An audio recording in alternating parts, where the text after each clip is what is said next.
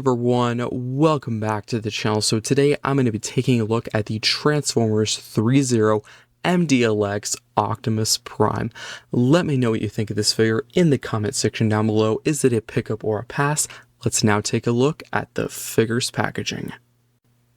So here we have the packaging. Starting at the very front, we do have MDLX in silver with Optimus Prime done in red and blue, and the bottom left corner having the Threezero and Generations logo, with the bottom right corner having a really cool image or arc shot of Optimus Prime in his remote. We also do have a window displaying the figure in the packaging with a silhouette of the window resembling an Autobot symbol. And taking a look at the top of the box, we do have the MDLX Optimus Prime and Threezero text looking exactly how they were from the front of the box, with half an Autobot symbol on the left and a part of an image or arc shot of Optimus Prime on the right, mostly showing his shoulder, his chest, and part of his head sculpt. Now taking a look at the side of the packaging, we do have half an Autobot symbol and Transformers and Optimus Prime written in red and white text going down the side of the box, with half of an image or artwork shot of Optimus Prime at that top corner there as well. Now taking a look at the back of the box, you do have a full Autobot symbol and Optimus Prime done in red and white, with MDLX at the top of the box done in silver, and Optimus Prime in several dynamic, awesome looking action poses, with the bottom half mostly all of the legal written information. And as for the final side, we do have a simple walking kind of running pose of Optimus Prime in his remote mode with a really cool grid pattern in the background. Also in the background, his name, Optimus Prime, written down the side. And that is pretty much it for the packaging. So let's now get into the review. Now quickly taking a look at how this figure comes packaged. Once you open the box, you will be presented with two plastic clamshell trays, one holding the figure and the majority of the interchangeable hands, the other holding the weapons, his backpack piece, and the matrix, and the remaining interchangeable hands. Now taking a look at the included accessories, Optimus Prime includes 6 pairs of interchangeable hands that all have a specific use with the figure, such as holding the axe, the blaster, or the matrix, and they're all made of a pliable plastic, so whenever you put the hand on or take it off the figure, you won't cause damage to the hand or the figure. They're all painted in a really nice dark blue with a few paint apps of silver and gunmetal gray to show some wear and tear, which I do quite like. Now moving on to the next piece, I don't really think you can call this an accessory or weapon. It's actually his backpack. And you may be wondering, why can you remove this from the figure? Like, what's the purpose? I'm not sure the specific reason Hasbro or Threezero removed it, but I do have one guess, but I could be wrong.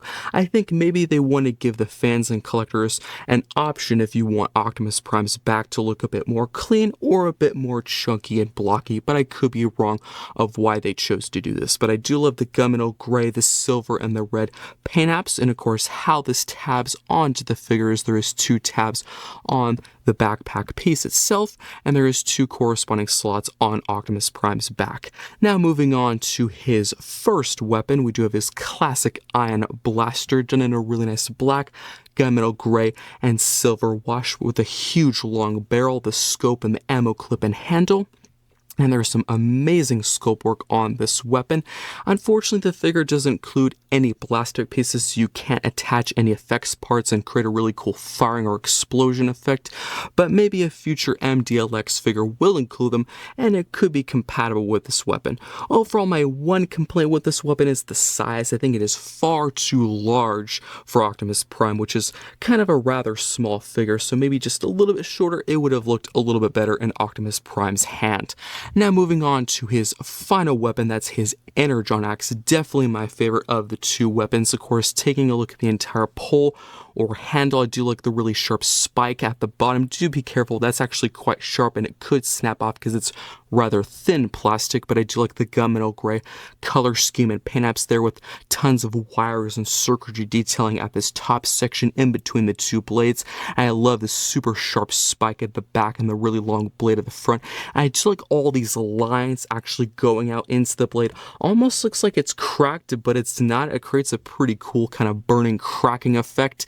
And I do love the transparent orange color they chose for these 2 blade and spike pieces, but a really really, really good accessory. Now moving on to the final accessory, we do have the Matrix of Leadership done in a really nice silver, gold, and blue for the crystal in the center, and this can be held in Optimus Prime's hand or embedded in the figure's chest. So here we have Optimus Prime in his robot mode. Let's take a look at the details, starting at the very top with that head sculpt. I do like the dark blue for the entire helmet section, with the silver for the crest, and the battle mask and mouth guard section with some more light blue for the eyes. And if you do take a look at the sides of the head, we do have the classic antenna or ear details sculpted in, which I think looks really good.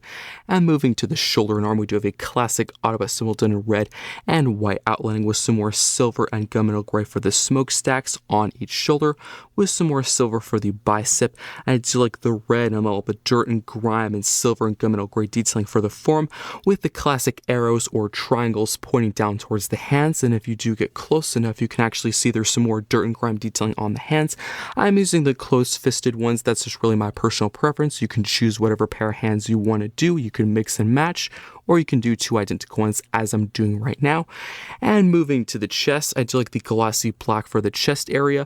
I do apologize about the glare. My lights are really just going directly towards the chest there, so it probably doesn't look the greatest across camera, but in hand, I love that glossy black. We do have some small details like the floodlights done in silver and yellow up top, and the windshield wipers on the windows as well. We do have the classic grille section from the truck forming the stomach region, done with some really nice silver, and I do like all the vents and layers of panels there with some more red on the sides for the waist, and it's like all the little panels that form up the waist and crotch with that yellow and silver that actually goes all the way around the figure. And we do have some more silver for the top of the legs with some really cool panel lines and details. I love this gunmetal gray detailing at the front of the legs with all the separate panels and nut and bolt detailings. And if you actually do look at the side of the leg, there's this little kind of package or little box. Maybe you could say that's like an oil tanker or maybe like an Energon cartridge. You could probably use your imagination for what that is. And we have some blue for the feet with some more wear and tear and dirt and grime.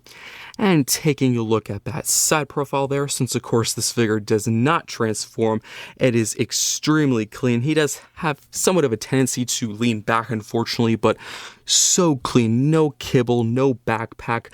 I, at the time, do not have his backpack piece put on because I do prefer it off, but if you do want a bit more to look at, a bit more stuff on his back, you can add that piece. It's really just a personal preference, but looking at the back of the figure, there is just so much to look at and talk about. So he does have some amazing spinal column detailing there, very robotic, very metallic, tons of silver. I love the gray and the red.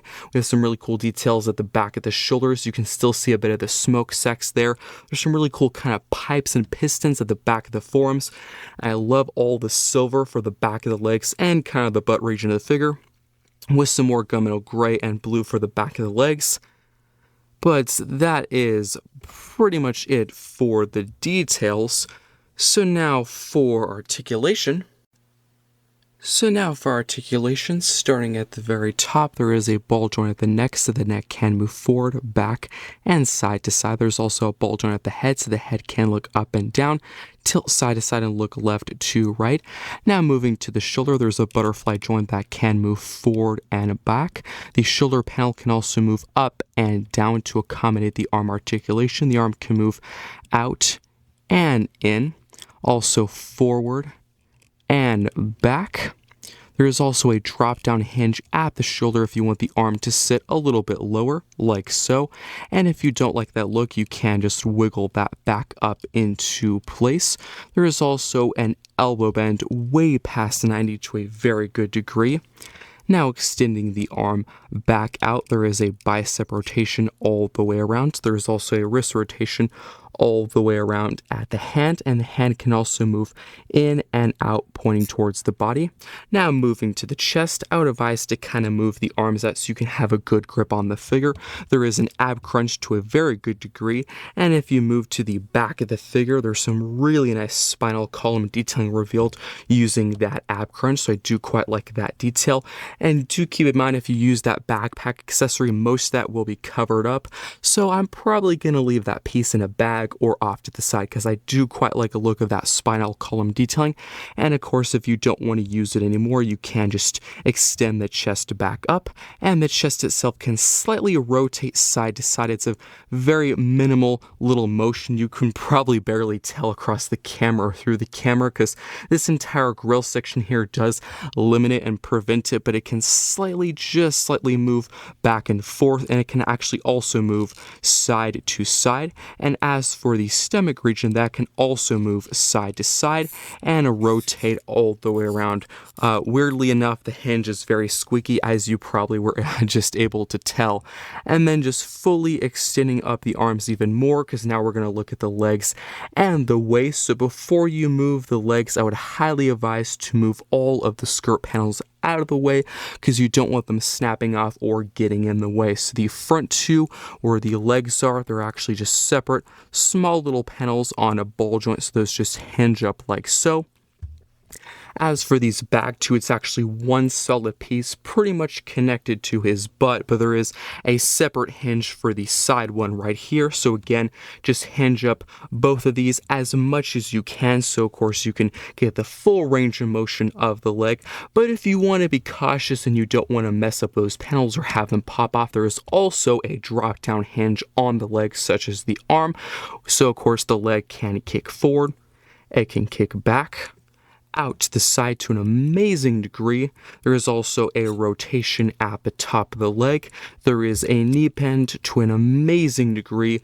I'm using several hinges. As you can see, there are several panels that actually fold out, and then of course once you bring the leg back up, they do fold up, which is a pretty cool mechanical detail that they really didn't have to do. I do quite like the look of that. Now moving to the foot, just like the waist, you're going to want to move these small little panels that are on the outside and inside of the leg to get the full range of motion. So once those are out of the way, you can of course rock the foot side to side, forward and back. There is also a toe pivot to a very good degree, and the final joint is the small little panel where the ankle is, and this is really just used, I'm pretty sure, for appearance and design, but also you can angle it if you want to have the figure look a bit more dynamic. But that is pretty much it for articulation. Now for a quick comparison, here we have the MDLX Optimus Prime compared alongside the Earthrise Optimus Prime, and I think they look great side by side.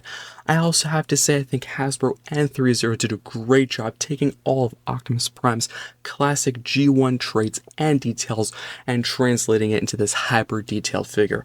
And let me know in the comments if you'd like to see a review of their MDLX Nemesis Prime. Now for my final thoughts on the Transformers Threezero MDLX Optimus Prime. Starting with the details, the paint applications and sculpt work on this figure is outstanding, with the classic Optimus Prime colors of blue, red, and silver, and lots of dirt, grime, and battle damage on top. I like how Threezero took the classic G1 Optimus Prime design and stylized it with an anime approach.